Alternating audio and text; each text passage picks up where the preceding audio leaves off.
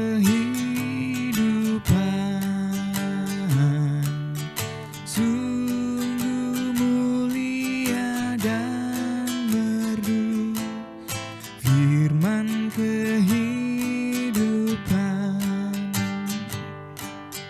firman yang terindah, ajarku setia, indah benar, ajaib benar, firman kehidupan, indah benar, ajaib benar, firman kehidupan.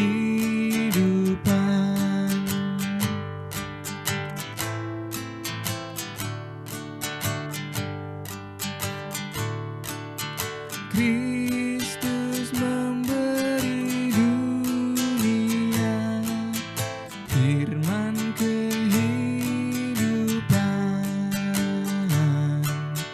Hai pendosa, dengarkanlah firman kehidupan.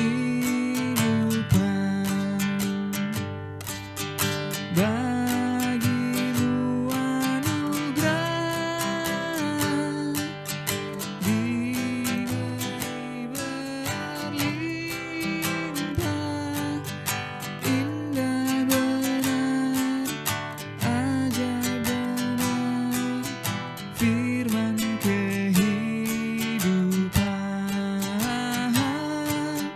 indah benar, ajaib benar, firman kehidupan.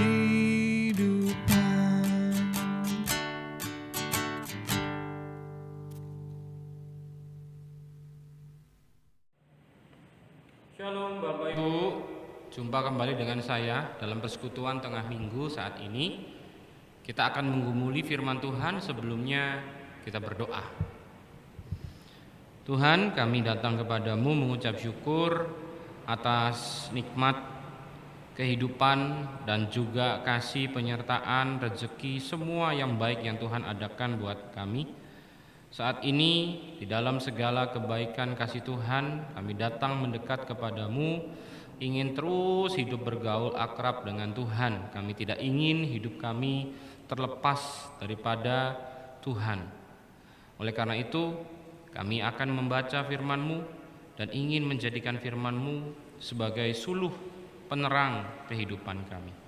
Terima kasih Tuhan Yesus, sertailah hamba-Mu yang pada saat ini akan menyampaikan firman Tuhan. Biarlah hanya kebenaran firman Tuhan yang disampaikan pada saat ini. Terima kasih. Di dalam nama-Mu kami berdoa. Amin. Bapak, Ibu, dan saudaraku sekalian, hari ini kita akan melanjutkan bacaan firman Tuhan kita dengan menggumuli Markus pasal yang pertama, ayat yang ke-35 sampai ke-39. Pagi-pagi benar, waktu hari masih gelap, ia bangun dan pergi keluar. Ia pergi ke tempat yang sunyi dan berdoa di sana. Tetapi Simon dan kawan-kawannya menyusul dia. Waktu menemukan dia, mereka berkata, "Semua orang mencari engkau." Jawabnya, "Marilah kita pergi ke tempat lain, ke kota-kota yang berdekatan, supaya di sana juga aku memberitakan Injil. Karena untuk itu aku telah datang." Lalu pergilah ia ke seluruh Galilea dan memberitakan Injil di dalam rumah-rumah ibadat mereka dan mengusir setan-setan. Bapak, Ibu, dan saudaraku sekalian, pergumulan firman Tuhan kita berkaitan dengan kuasa dan tujuan dalam pelayanan Kristen. Bapak, Ibu, di dalam kehidupan pelayanan Kristen yang saya sendiri jalani sebagai seorang pendeta dan gembala jemaat, apa sih yang menjadikan saya mampu menjalani semua pelayanan saya yang sampai sekarang ini saya jalani. Mungkin orang berpikir dia mampu karena dia membekali diri dengan berbagai macam ilmu, bacaan, dan segala macam hal-hal yang lain. Intelektualitas mendukung untuk melayani dengan baik. Dan mungkin jam terbang yang semakin baik untuk diberikan membuat ia mampu untuk menjalani kehidupan pelayanan yang memberkati orang lain.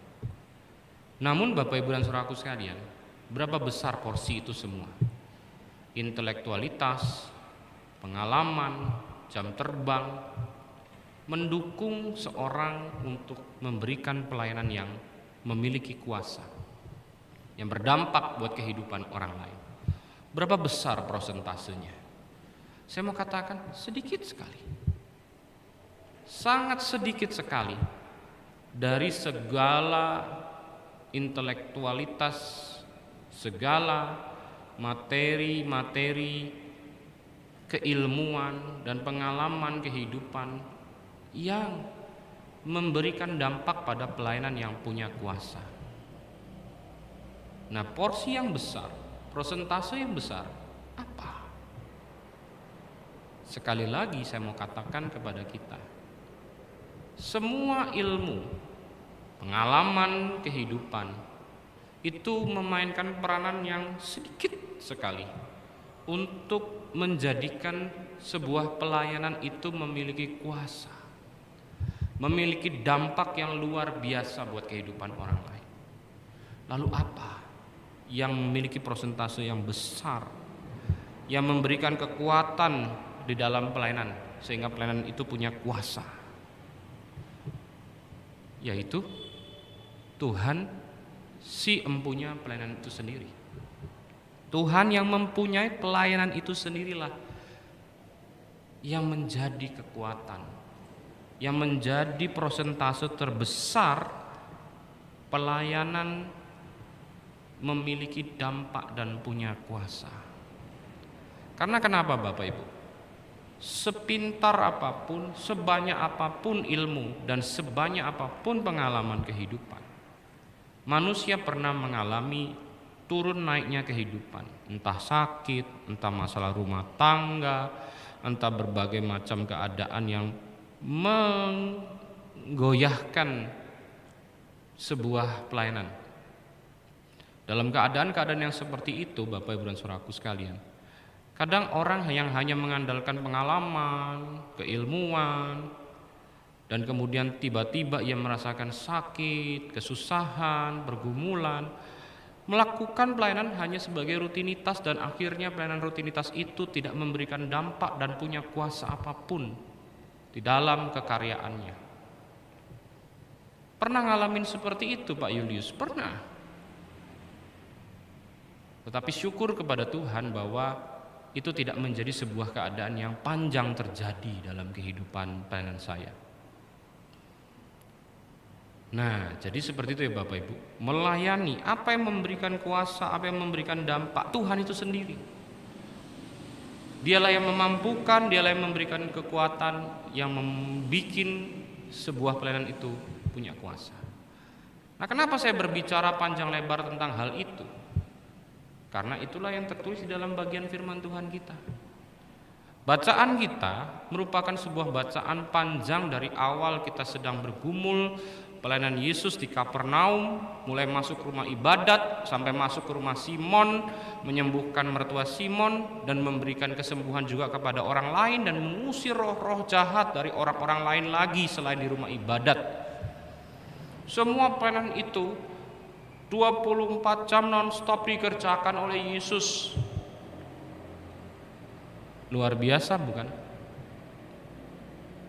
Tapi pelayanan yang rutin, yang penuh dengan segala mujizat-mujizat itu diselingi sebuah kisah di mana dikatakan pagi-pagi benar pada waktu hari masih gelap ia bangun, pergi keluar, ia pergi ke tempat sunyi dan berdoa di sana. ia berdoa, ia membangun relasi dengan Bapanya, ia mencari kehendak Bapanya, ia intim dengan Bapanya.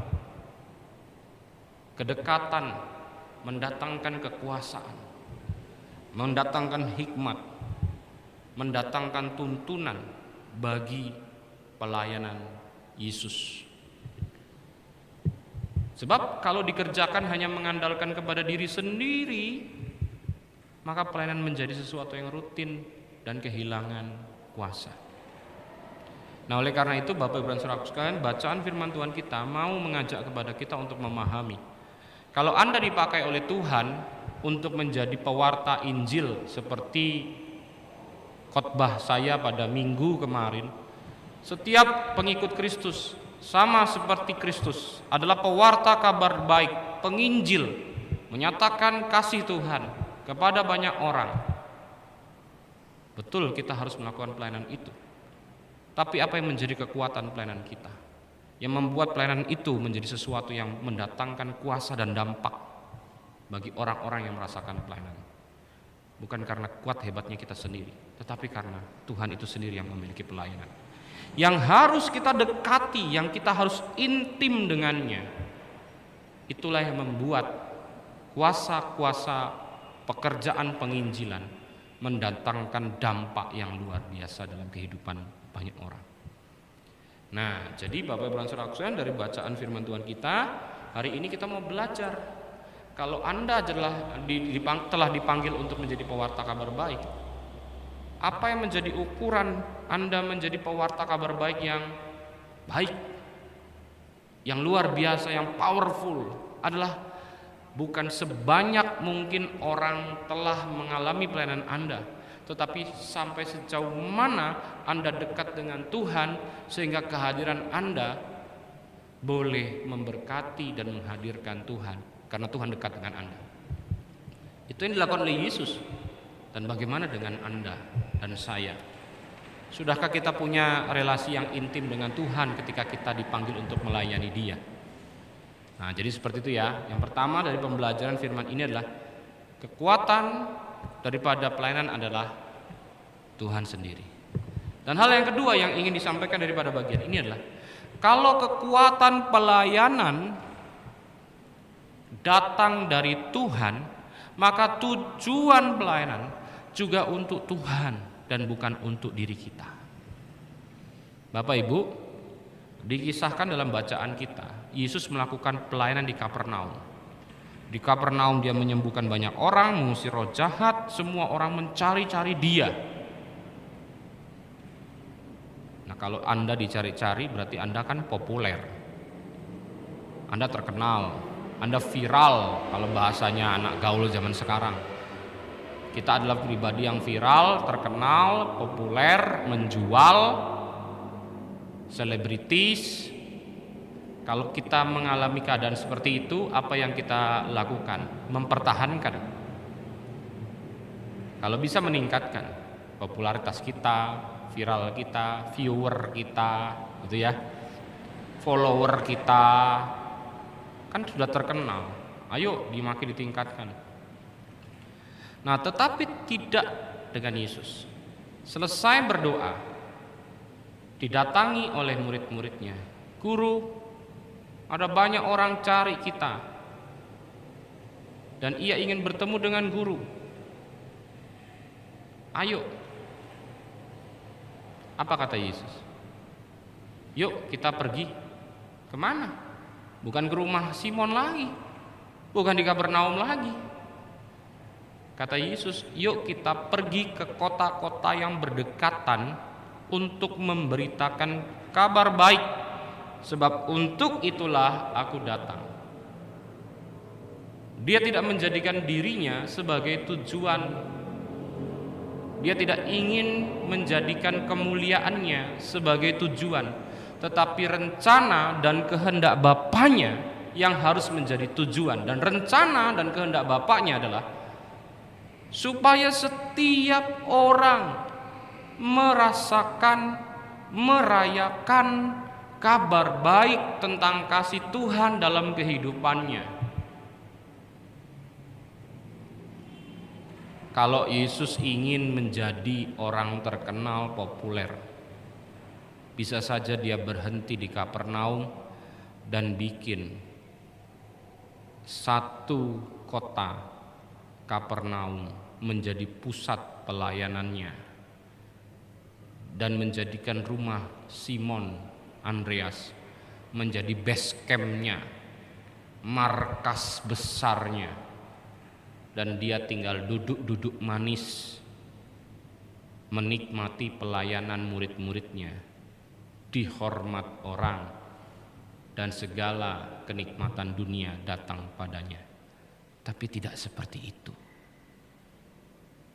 Yesus pergi melanjutkan pelayanan di luar Kapernaum karena itu kehendak dan rencana Bapa. Dan untuk kemuliaan nama Tuhan ia melakukan pelayanan, bukan kepentingan kemanusiaannya. Nah, bagaimana dengan kita? Sering ketika kita melayani dan berhasil, kita selalu mengingat akan karya pelayanan kita yang berhasil dan membuat orang juga mengingat karya pelayanan kita yang berhasil itu.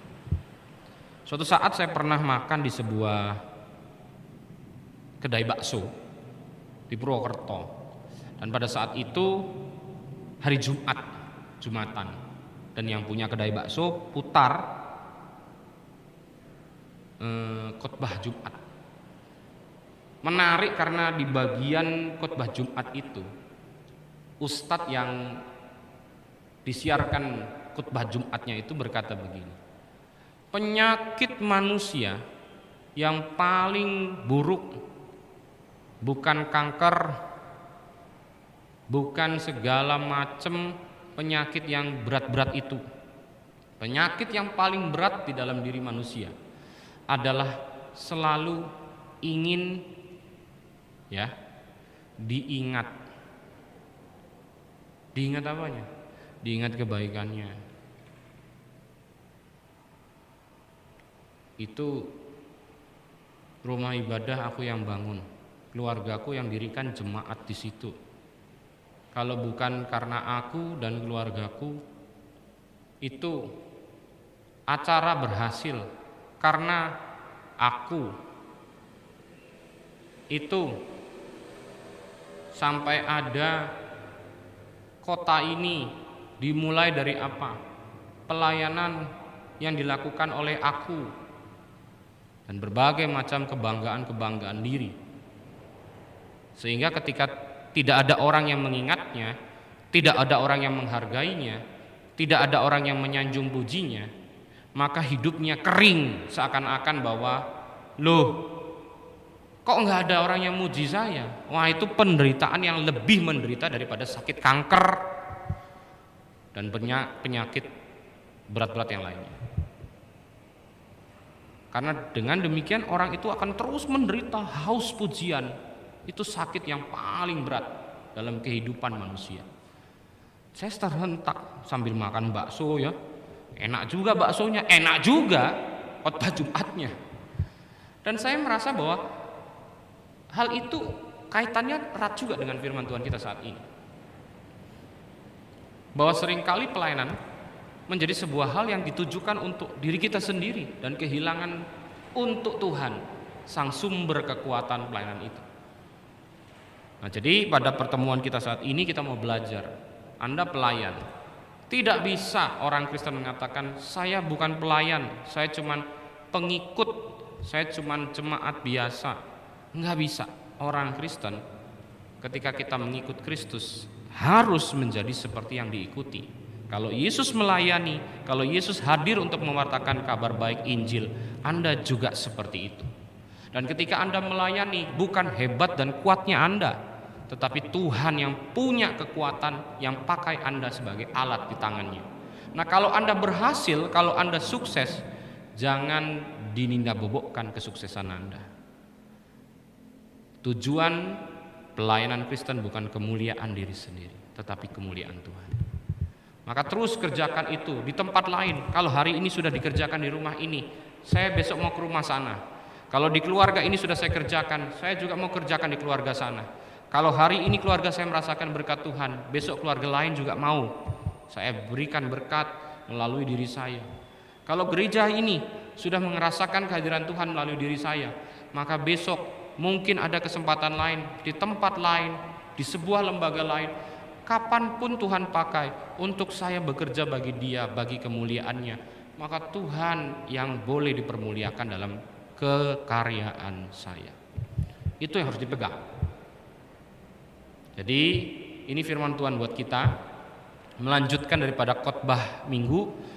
Kemarin khotbah minggu bacaannya sampai 39, tapi bahasanya baru sampai narasi kisah tentang mertua Simon disembuhkan. Nah, saat ini kita sudah lengkap membaca bagian seluruh bacaan firman Tuhan kita pada minggu. Bahasan yang pertama sudah diselesaikan di minggu, bahasan yang kedua tentang pelayanan Yesus di kota-kota lain sudah kita selesaikan. Jadi biarlah firman Tuhan yang telah kita baca dan gumulkan memberkati kehidupan kita dan kehidupan orang lain. Teruslah berkarya, dekatlah terus pada Tuhan, dan teruslah layani sebanyak mungkin orang supaya merasakan kasih Tuhan melalui diri kita. Mari berdoa. Kami mengucap syukur untuk kesempatan kami hidup. Hidup kami bukan untuk diri kami, tetapi untuk Tuhan. Melayani Tuhan, kepentingan Tuhan. Dan kami tidak mampu tanpa Tuhan sendiri ada buat kami. Maka kami harus intim, kami harus dekat sama Tuhan. Dan kalau Tuhan membawa kami berhasil di dalam sebuah pelayanan, maka ajarlah kami untuk tidak menjadikan diri kami yang menjadi tujuan, memuliakan, membanggakan, selalu minta diingat, selalu minta dihargai ketika kami melayani. Tetapi boleh kami mengerjakan sebanyak mungkin orang di sekitar kami dan tidak dinindakbobokkan oleh godaan-godaan kenikmatan dan juga kemuliaan untuk diri kami, tetapi kemuliaan hanya untuk Tuhan. Pakailah kami berdoa untuk saat ini di mana masa pandemi masih bergulir karena banyak keadaan perekonomian yang sedang mengalami kegontaian, banyak keadaan penderitaan akibat daripada pandemi Covid, bahkan pemerintah juga terus berjibaku untuk mengerjakan yang terbaik buat kehidupan. Tuhanlah yang boleh tolong. Semoga masa-masa sulit ini segera berlalu, semakin baik di dalam pertolongan Tuhan saja. Berikan kami kekuatan, kesehatan, dan rezeki. Biarlah Tuhan boleh selalu kami rasakan dalam kehidupan kami. Terima kasih Tuhan Yesus. Amin. Sampai jumpa Bapak Ibu dan Saudaraku sekalian. Tuhan memberkati kita.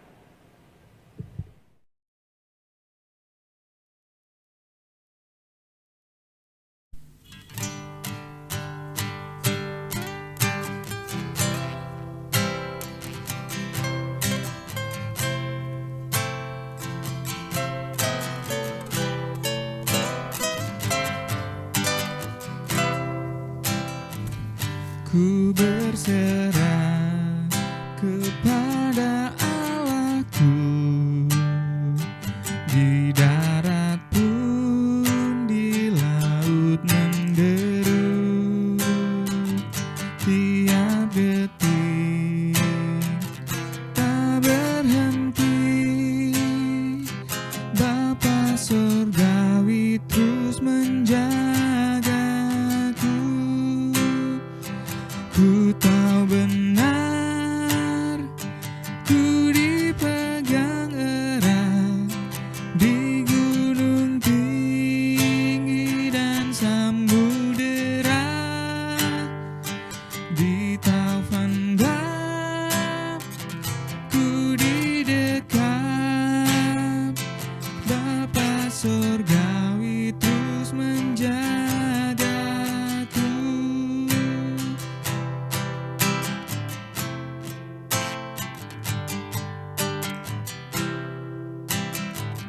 Kepada Tuhan aku berserah.